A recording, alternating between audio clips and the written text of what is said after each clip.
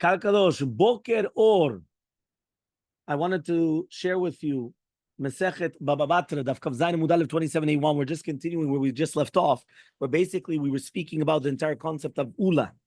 That Ula spoke about that it was 1,024, that's what you need, and here we only got 833 and a third. So we went and we answered, Ula was lodak. What does that mean? He wasn't precise in the numbers. He wasn't, so says the Gemara, meaning like this. When do your person comes and he says lodak, many times when you're stringent. Because if I'm going to come and I'm going to tell you, listen, it costs $10 and really costs $9.33, I could do that because I was being stringent. But if you do it, that's in money and that's in many things. If I come and I see you need a certain amount of space in order to do this and that, so whenever you're going lechumra, you could always do that. But lekula lodak lo amnina, but we don't go lekula. Meaning here you're being lenient. Lenient, we never go lenient in that way. So says the Gemara, mi savra beribua kamnina beigula kamnina. Right? Do you think that we're talking about now that according to Ula, it's going right in a square? He come and he says, we're not talking about a square. We're talking about a circle. And that's what you have the picture on the bottom. Look in the bottom, you have the picture. There's a square, which is outside, and then you have the circle. Now, there's going to be a big difference between a circle and a square. When you take a circle, you're cutting out all the corners. So therefore, obviously, right, you're going to come and you're going to change everything. So says the Gemara, Michti, let us see. How much is a square more than a circle? Ravia. Right? Exactly. A quarter. 25%. Right? So therefore, right, if it comes out that it's going to be a quarter, so therefore it comes out that when you have 32 by 32, which is 1,024, right, and you're going to get rid of now a quarter, right? So therefore, how much is that? 256. So if you have to get rid of 256 from 1,024, Pashilu, how much do you have left over? Shvamea v'shitin v'tamanya. You have 768 amot mirubaot. And therefore now it's much more better. Because you were talking about 833 and a third, and now you're talking about 768. So says the Gemara, Akati pashle palga de amata. He says still the shiur of the Mishnah is still bigger than Ula by half of an amah. Because he came and he said that it's still going to get it 833 and a third, and in such a thing, right, it's going to be more than that because it's like 16 and a half amot by 16 and a half amot. So says the Gemara, that was the lodak, meaning the extra half. When you're saying like 16 and a half by 16, that extra half was not dak. That's where it was lodak, meaning that he ulechumra lodak, and for a chumra he wasn't dak, which means that this diuk is a chumra. It's not actually a leniency. It's a stringency. He says it's not the kavanah that every single tree outside of the 16 amot is going to be chayav and bikurim, because bikurim is going to be patur from trumot u'masrot. But rather it comes out that it's a kula. But rather Ula is teaching us that only within the 16 amot is going to be patur from bikurim. Outside of the 16 amot, you're going to be chayav, right? And sometimes you're going to be patur as well. Okay, but this is the concept that we're talking about. Okay, fine. So let's see, is Ula correct or not? So Tashema, we're going to try to bring another proof now. Imagine right now you come and you purchase a tree and you purchase the field, right, where the tree is. So obviously what happens is you bring the bikurim and you read the bikurim. My love kolshu. Now, when it says you purchase the field, what does that mean? I understood that it was a field underneath the tree. We're not talking about you bought the entire field, because then you didn't buy the tree, you bought the field. When I understood that you bought the tree and its field, meaning and its karka, I understood that you bought the karka directly underneath the tree. But now that you have to buy, I don't know how much for it. So says the Gemara, no, you bought 16 amot around the tree. That means when it said that you bought the tree and its karka, it meant that you bought the 16 amot around it. Okay? So he comes and he says, okay, fine. So Tashema, let's try to bring another proof then. Imagine right now I come and I buy 2 trees in your field. So I'm going to bring, right, the bikurim, but I can't read the psukim of bikurim. Right? Why? Because I didn't buy any karka. So hashlosha. But if you buy 3 trees, you do it. My love kulshu, again, is it not that you purchased mamash a minute amount of field and that's already enough? So says the Gemara the same thing. No, you purchase 16 amot around every tree. Meaning if you buy the 16 amot around every tree, you're covered. Why are you covered? Because then you're not stealing from the nourishment from anybody else. But if not, no problem. Yeah, they go override. Yeah. Okay. So Tashema, another proof then. Rabbi Akiva says, Karka kolshu chayav bepeah v'bikurim v'kutrim lav pruzvum. Do you know how much do you need of karka to be chayav in peah? Peah is you have to leave over the corner for the poor people, or to bring bikurim, or to write a pruzbul. So he says over here, kolshu, any amount, kolshu, any amount. You bought a piece of land, it could be a 4, it doesn't matter. Chayav, you're obligated in leaving over the corner. You're obligated. One also. So he comes and he says now like this. He says, right? It comes out, right, that in these things, it's anything, right? 27b, you could purchase, right, the properties which do not have achrayut. Where do we just learn that kinyan agav? We just learned that in the Mishnah Yomi and Kiddushin. We just learned, right, in the Mishnah. One more time. The Mishnah Aleph was the woman and the Yevama. Mishnah Bet was Eved, Ivri, Am'a, Ivriya, and the Nirtza. Mishnah Gimel was Eved Knani and Shivcha Knanit. Mishnah Daled, right? Mishnah Daled, you just did it, Richard. Mishnah Daled, right? This is the 5 years, 2 Maggid years in depth. Okay, very good. Very good. So here you have it, the Mishnayot. You have to go through the Mishnayot, right? Then after we just spoke about that, we spoke about the Behemot. After the Behemot, that was Mishnah Hey already. Mishnah Vav was to do with Karka, right? And Metaltonim. Okay, so if you looked in Mishnah Vav, Mishnah Hey, yeah? Property, so those Mishnah Hey, sorry, it was Dalit, so it was Mishnah Hey, Mishnah 5. So Mishnah 5 is the one that we just learned that you purchase. So if I buy a house, I could buy agav the house, the couch, which is inside the house, because or whatever it is here, because it says here they're going to be purchased. The metaltalin is going to be purchased kinyan agav with that. So says the Gemara, what are we dealing with? He says over here bechite. Chite is chitim. Okay, so what is chitim? We're talking about with wheat, which means since it's going to it's meaning the wheat. Right, you only get the wheat; they don't go that far. The wheat they only get it where the ground is. The daikanami diftani. That's what we said. Karka kolshu shmamina. Meaning, when you grow wheat, the wheat takes the nourishment from directly beneath it. It doesn't start taking it from far away. So because of that, there's no karka kolshu. You come, you bring the bikurim, you do all these things, no problem. Tashima, another braita. Ilan shemiksato ba'aretz mitzvah b'chutz haaretz. When you have part of the tree is in Eretz Yisrael and part of it is chutz haaretz. Tevel v'chulin, so you have tevel and chulin there, right? Divrei Rabbi, that's what Rabbi says. Why? Because you have part of it which is going to be chayav and part of it which is not going to be chayav. Rabbi Shimon says, "Zakadel b'chiyuv chayav." Whatever is growing in the Eretz Yisrael is going to be chayav in Trumot Masrot. Whatever is growing in the chutz haaretz is going to be patur. So says the Gemara, "Ad kan lo pligi." When is a machloket? The more savar yesh breira or more savar breira. There's a machloket. Do we hold of breira or not breira? Aval gadel bepatur. But if you have the entire tree which is growing in a patur, according to everybody, it's going to be patur from Trumot Masrot, which means even though it's within the 16 amot of Eretz Yisrael, and therefore it's getting the nourishment from Eretz Yisrael, since the tree is outside of Israel, even though the roots are inside of Israel, it's still going to be patur. So therefore, this is a proof that we don't go by the yenika, by the nourishment of the roots.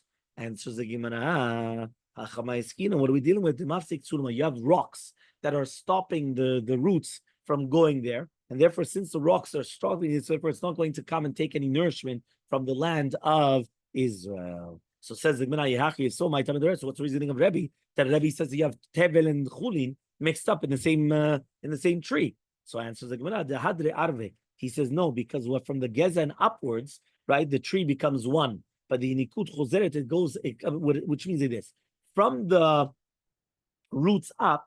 He comes and he says it's one tree. But the yinikot, they come and they get mixed up to each other. So it comes out that every single fruit has nourishment from Israel and from outside of Israel. So what is the machloket? More savar, one of them holds avira mevalbel, which means that what is the machloket? Whether it says that even though within the ground, right, the roots are coming and going in different directions, he comes and he says it becomes one up above.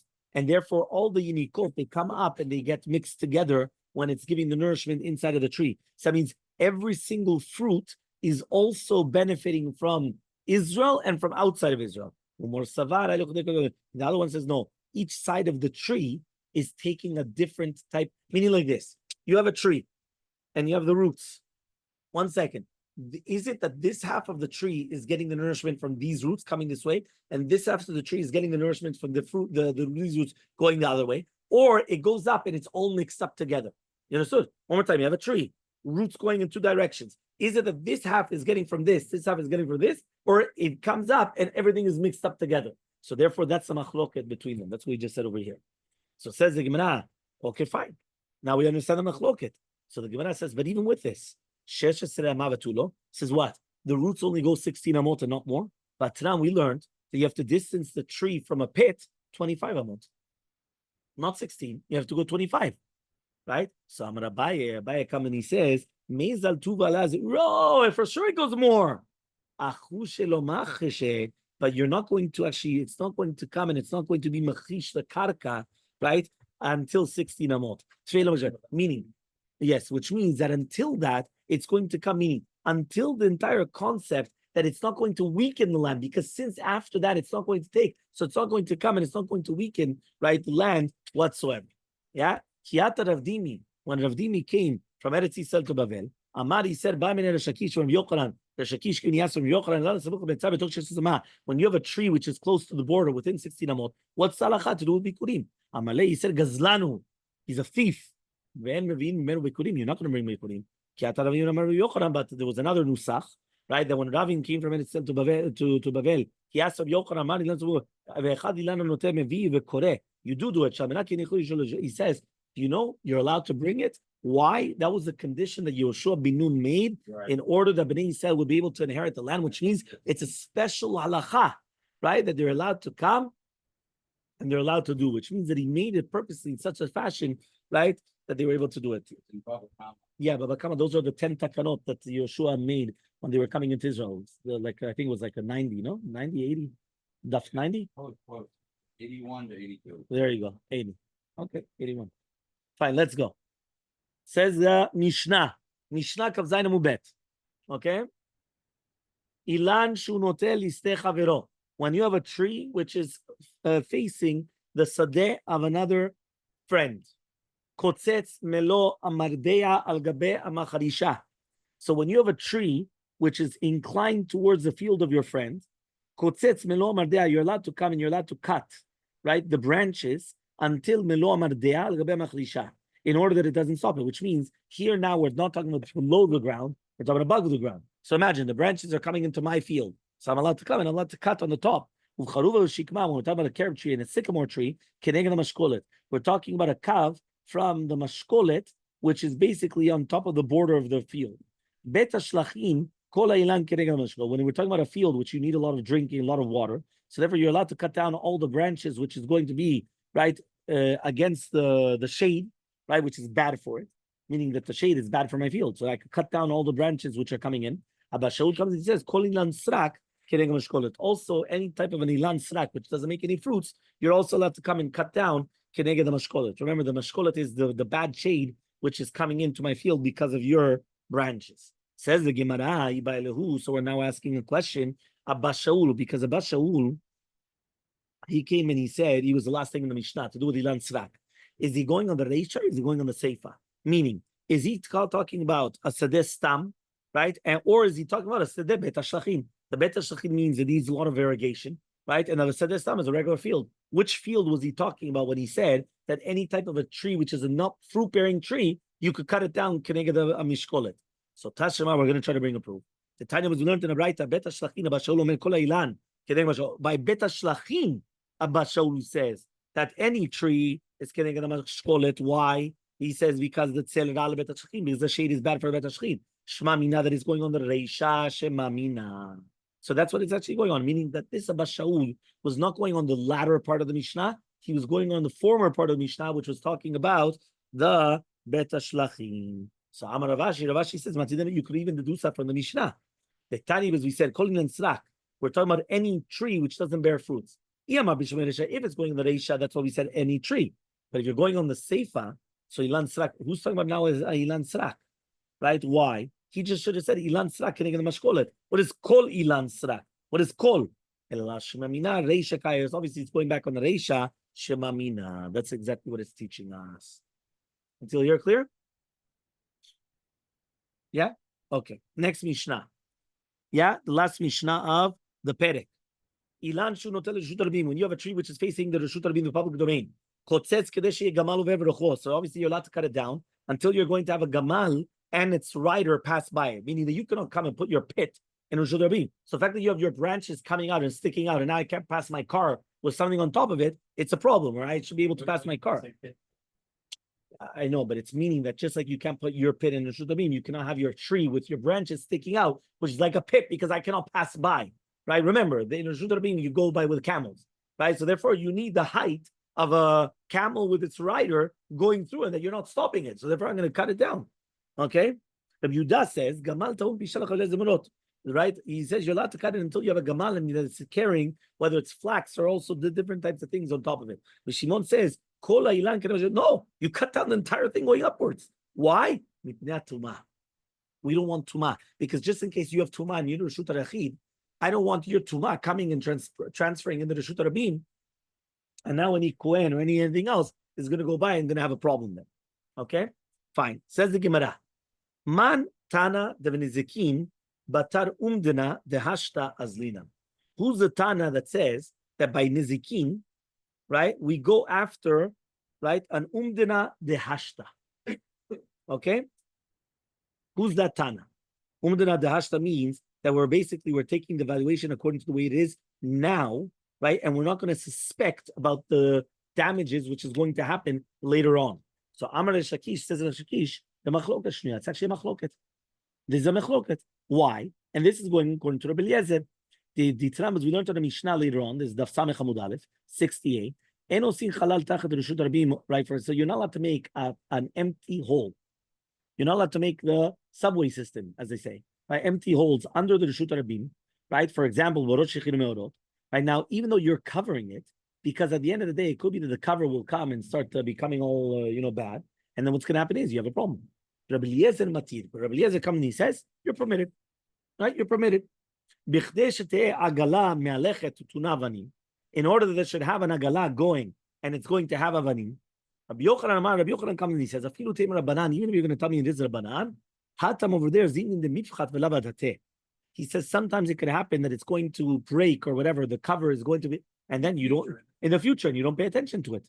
But over here, kama kaitzle. He says any branch that continues growing out, just cut it down. That's why. Meaning over there, it's a big difference. Over there, you don't pay attention. Right? Sometimes you have a cover, you have something, and it becomes full of worms and termites, and you don't even realize, and all of a sudden it could just cave in. And it's like it's covering a pit, and somebody could fall in. It's dangerous.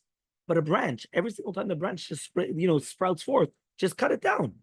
So therefore, obviously, it's going to become a machloket, right? But even though we say no, our Mishnah is that even according to everybody, not that's a machloket between Rabbanan and Rabbi Eliezer. Fine. Next, 2 dots.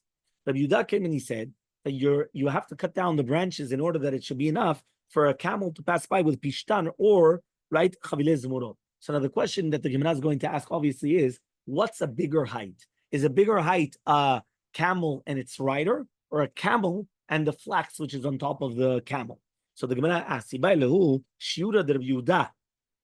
The shiur of Rabbi Yehuda is nafish, or the shiur of Rabbanan nafish. Which one is a bigger measure? The shiur of the rabbis, right, which was the tarak of the first one, or shiur of Rabbi Yehuda? So says the Gemara, obviously the shiur of the rabbis was bigger. Why? You're going to tell me now shiur of Rabbi Yehuda is going to be more. So what would the rabbis do in the shiur of Rabbi Yehuda? Which means that when the Gamal is going to come, right, under the tree, what's he going to do? So obviously the shiur of the Chachamim was bigger, meaning he was the biggest shiur that you could actually have. So says the Gemara, Rabbi Yehuda. So one says, so what does Rabbi Yehuda then do? If according to Rabbi Yehuda, his shiur is smaller, so what does he do now if you have a camel and its rider? So he says, no, you could bend down and go through it. Meaning, instead of coming by like this, on top of your camel, put your head down, go by, and that's it. Yeah? Rabbi Shimon comes and he says, you could cut down any type of a branch and that's coming into the shurubim because of what? Because of the tumah. He says, Tana mivnei oil tumah. We're talking about ohel, tumat ohel. So it says, pshita, obviously, obviously it's talking about the oil. So he says, no, if it was our Mishnah, I would have thought to say, maybe the orev would come and bring it, right? And he would place it on the trees, on the branches, which are over the Reshut Rabim. And it's only just enough if you have that it's a little bit moist, right, between the two different branches, and therefore it's not going to stop the tum'ah, and it's going to fall. And therefore, Kamash Malan comes teach you that it's because of tumat ohel and not because of tum'ah that was actually going to be there. Hadran alach lo yachpod.